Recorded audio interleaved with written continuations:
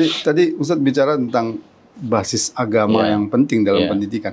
Sisi lain ada juga yang mengatakan dengan merujuk kepada Barat ya, justru harus ada sekularisasi di dunia pendidikan ini atau sistem pendidikan, karena Barat itu maju justru dengan basis pendidikan yang sekuler, sementara pendidikan agama itu dianggap membebani, sebutlah membebani sistem pendidikan gitu. Bagaimana Ustadz menempatkan ini? Ya, ini kan kembali lagi berpulang kepada apa yang kita maksud dengan pendidikan, pengertian pendidikan, falsafah pendidikan, politik pendidikan, bahkan ideologi pendidikan.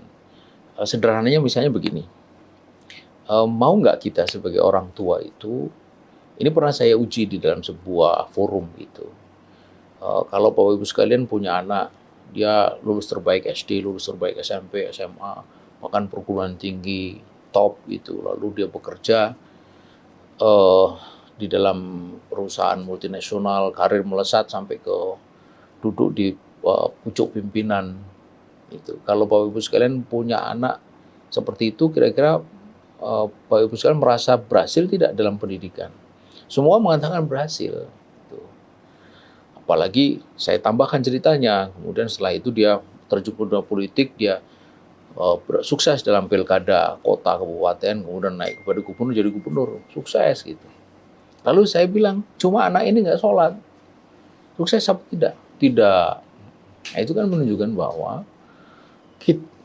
pendidikan itu sangat bergantung kepada perspektif. Nah sekarang kita mau menggunakan tolok ukur apa? Kalau pakai tolok ukur sekuler, maka pendidikan di Jepang, pendidikan di negara-negara Barat itu akan dianggap sebagai berhasil.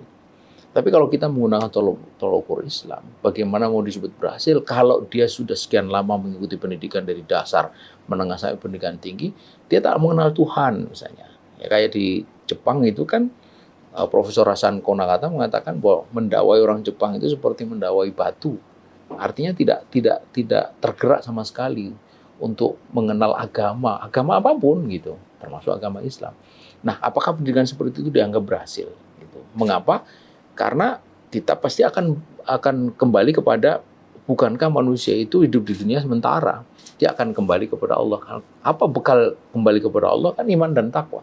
Iman dan takwa itu didapat di mana? Utamanya tentu pendidikan baik di rumah maupun di sekolah, kan gitu.